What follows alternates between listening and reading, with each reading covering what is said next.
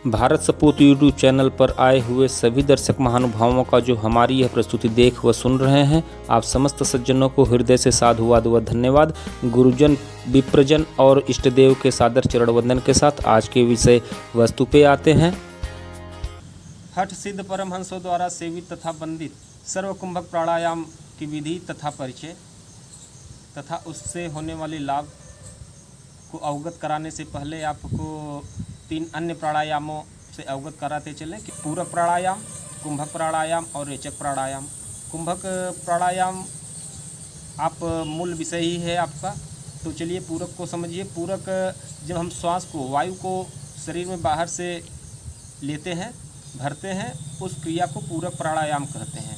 और उसी लिए हुए वायु को, श्वास को शरीर में यथाबल रोके रखते हैं, उसे कुंभक कहते हैं। और यथाबल रोके रखने के पश्चात उस वायु को, उस श्वास को जब बाहर छोड़ते हैं, या छोड़ने की प्रक्रिया ही रेचक प्राणायाम कहलाती है। तो इन तीनों प्राणायाम से आप परिचित हुए। तो चलिए अब हमारा विषय जो कि सर्वकुंभक प्राणायाम है उस पर आते हैं। और सर्वकुंभक प्राणायाम करने के लिए हमें त्रिबंधों का ज्ञान होना परम आवश्यक है। और ये त्रिबंध में सबसे पहले हमें श्वास को माने पूरक प्राणायाम करते हुए जालांधर बंध लगाना है। हमारे शरीर में 3 प्रकार के बंध हैं, एक कंठकूप में, दूसरा नाभि प्रदेश में और तीसरा मलद्वार गुदा स्थान में।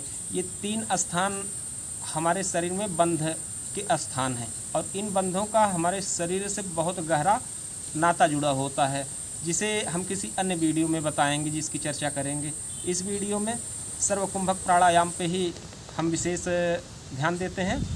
तो सर्वकुंभक प्राणायाम में सबसे पहला जालांधर बंध किया जाता है। और जालांधर बंध के लिए आवश्यक है कि यदि गुरु के माध्यम से यह ज्ञान प्राप्त किया जा सके कि अपनी तालू को, अपनी जीवा को तालू में स्पर्श करा के और जल के बूंदों का पान किया जाए, और इस कंठ को हनु दाढ़ी के सहारे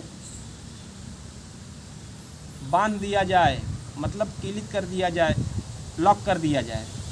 जी बिल्कुल। तो जैसे कैसे करते हैं, फिर उसके बाद आपको करना क्या है, चलिए क्रम से आपको बताते चलते हैं और देखिएगा इसकी विधि क्या है। फिर इसके लाभ के विषय में भी आपको अवगत कराते चलेंगे। तो इसकी विधि, सर्वप्रथम हम किसी भी आसन में बैठ जाते हैं, पद्मासन, सिद्धासन। तो चलिए हम पद्मासन में बैठते हैं। सबसे पहले हम पद्मासन में बैठ गए। अब पूरक प्राणायाम कर लेते हैं। किसी भी प्रकार का प्राणायाम करने से पहले एक बात आवश्यक है कि हमें नाड़ी शोधन कर ही लेनी है, क्योंकि अगर नाड़ी शोधन नहीं करेंगे तो प्राणायाम का उचित लाभ तो नहीं होना है, अनुचित दुष्परिणाम जरूर शरीर पर पड़ जाने हैं। तो नाड़ी शोधन करने के बाद, नाड़ी शोधन की बहुत सारी प्रक्रियाएं हैं, अन्य किसी वीडियो के माध्यम से आपको बताएंगे। अन्यथा आप सर्च कर लीजिएगा, यूट्यूब या गूगल आदि बहुत सारे योग गुरुओं के माध्यम से बताया जाता है। नाड़ी शोधन करिएगा। और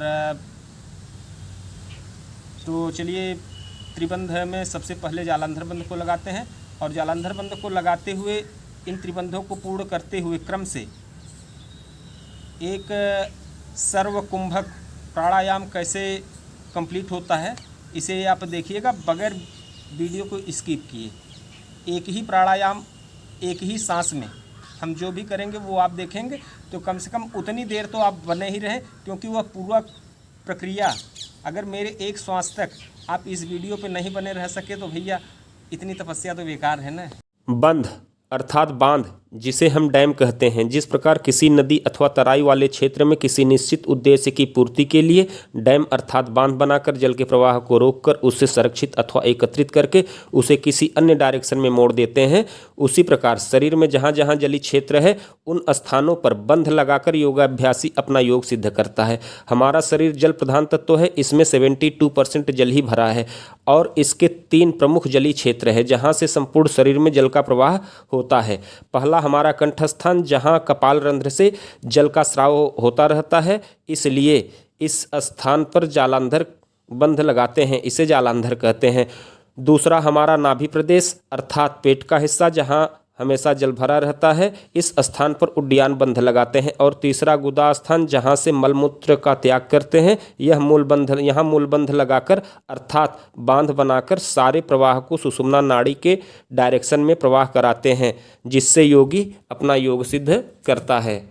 तो चलिए सर्व कुंभक प्राणायाम की विधि आरंभ करते हैं। सर्वप्रथम पूरक प्राणायाम करते हुए जालंधर बंध लगाते हैं, अर्थात कंठ का आकुंचन करके चिबुक यानी दाढ़ी ठुड्डी को हृदय स्थान से 4 अंगुल ऊपर कंठ प्रदेश में स्थित करें और तु शब्द से कुंभक के आरंभ में भी जालंधर बंध करें और कुंभक के अंत में अर्थात कुंभक के शेष रहते और रेचक प्राणायाम के आरंभ में उड्डयन बंध करें तथा अपने पूरे प्रयत्न से अर्थात बलपूर्वक नाभि प्रदेश को रीढ़ की हड्डी से चिपकाकर उड्डयन बंध लगाते हैं, जो पश्चिमोत्तान अर्थात पीठ से नाभि प्रदेश का आकर्षण रूप उड्डयन बंध से प्राण ब्रह्म नाड़ीगत हो जाता है, अर्थात सुषुम्ना नाड़ी में पहुंच जाता है।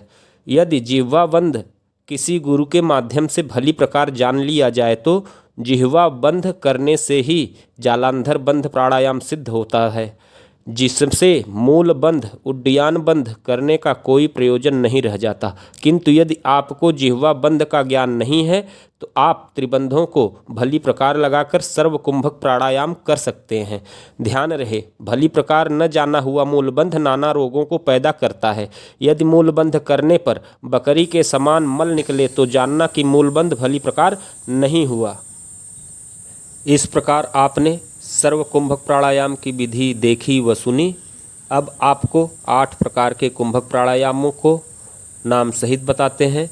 पहला सूर्य भेदन कुंभक प्राणायाम, दूसरा उज्जाई कुंभक, तीसरा शीतकारी कुंभक, चौथा शीतली कुंभक, पांचवां भस्त्रिका कुंभक, छठा भ्रामरी कुंभक, सातवां मूर्छा कुंभक तथा 8वां और अंतिम है प्लावनी कुंभक। इन सभी प्रकार के कुंभक प्राणायाम को आने वाले वीडियो के साथ हम फिर लेकर उपस्थित होंगे। तब तक के लिए आप सभी दर्शक महानुभावों को कोटि कोटि धन्यवाद।